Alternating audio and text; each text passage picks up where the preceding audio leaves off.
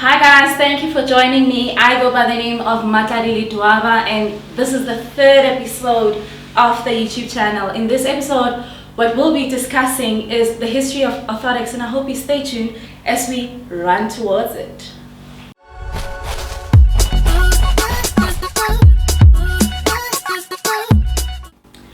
The word orthotics is derived from the Greek word orthos, which means straight or erect.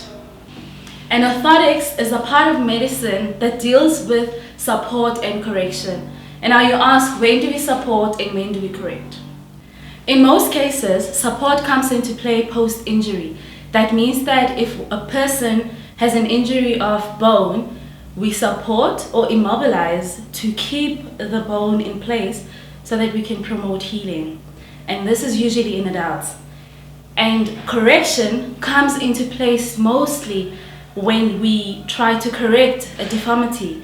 For example, if a child is born with congenital deformities like clubfoot, then we bring the foot back into position just so the child can be able to walk normally and have a flat foot. The field of orthotics saw a rise in the 20th century when there was an epidemic of poliomyelitis, which is commonly known as polio.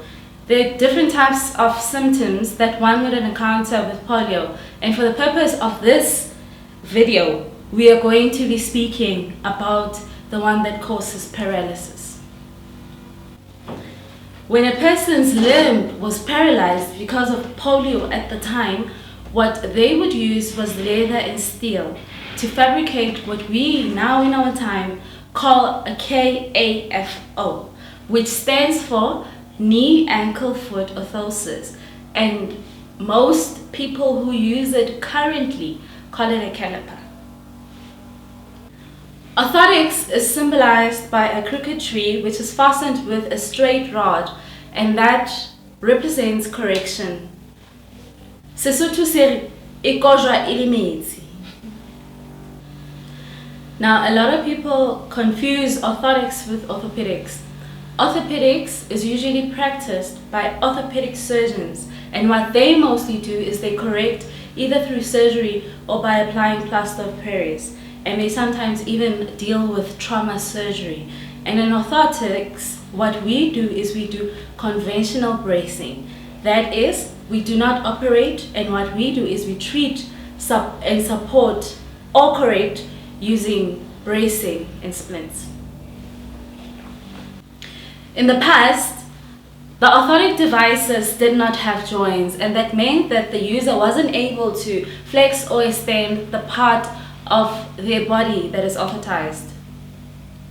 In as much as we still have and use rigid orthotics, over the years there was a need for semi-rigid and dynamic orthotics. And the difference is anchored around the range of motion, that is how much the brace will allow you to move in it, as well as the materials that are used in terms of flexibility.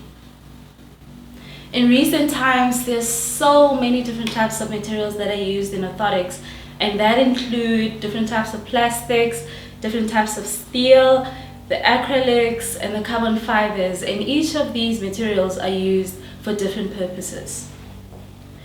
There's a wide range of different orthotic devices that are being used currently, and they are divided into two groups. That is upper extremity, and examples of those would include the wrist brace, the back braces, and as well as lower extremity orthotics, which includes the knee, ankle, feet orthosis, as well as your ankle foot orthosis or your knee braces. Thank you guys for joining me. Don't forget to subscribe and like. And as for me, I'll see you next time.